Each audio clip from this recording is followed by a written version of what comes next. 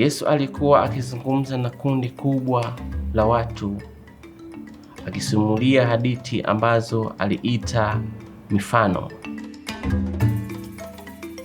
Palikuwa na watu wengi tofauti.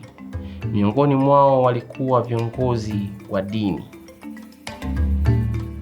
Nao viongozi wa dini walimlaumu Yesu kwa kusema, mtu huyu anakaribisha na kula pamoja na wenye dhambi.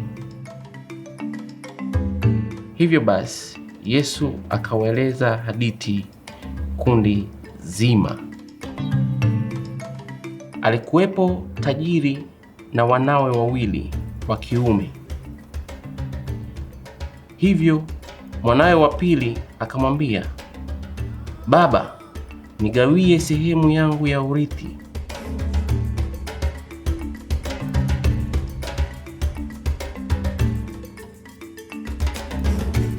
Naye baba alimgawia mali yake kati ya wanawe wawili na kumpa aliyeitisha.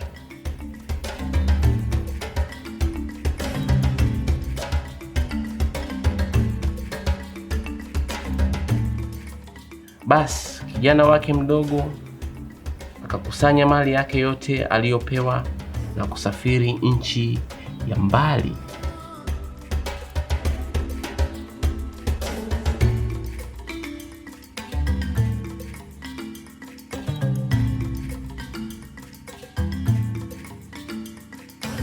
Huko basi alitumia kila kitu alichokuwa nacho kwa kuishi kwa starehe na ulevi.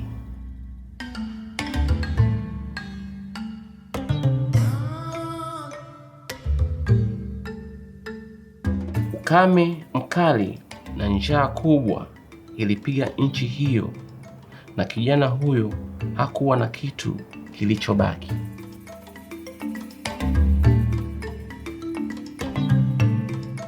Kijana huyo ilimbidi kufanya kazi kwa mtu aliyekuwa na nguruwe, na kwa kuwa hakuwa na chakula, ilimpasa kula chakula alichokuwa akiwapa nguruwe.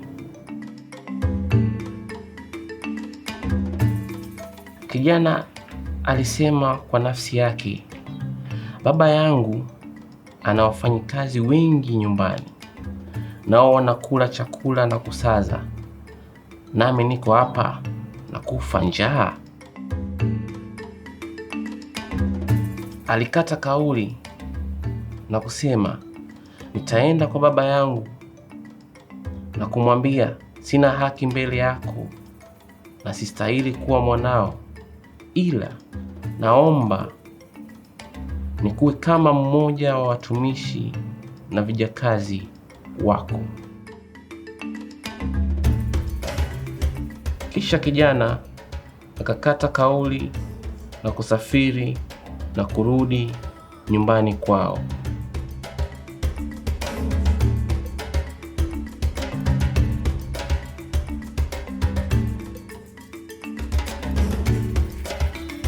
Wakati kijana alipokaribia, baba alimuona akija na akahisi huruma kubwa. Baba alikimbia kumlaki mwanawe na akamkumbatia na kumbusu. Kijana alianza kumwambia baba yake kwamba hafai kuwa mwanawe, lakini baba hakumsikiza. Baba aliagiza watumishi wake wamletee koti na viatu.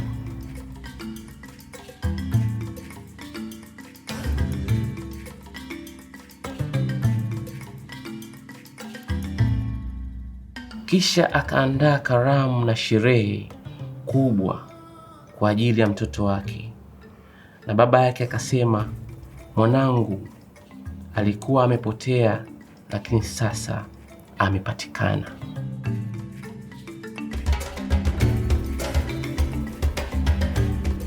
Yesu aliwaeleza hadithi hii ili viongozi wa dini wajue kwamba alikuja duniani kwa ajili ya wote wenye dhambi wakuje kwa Mungu.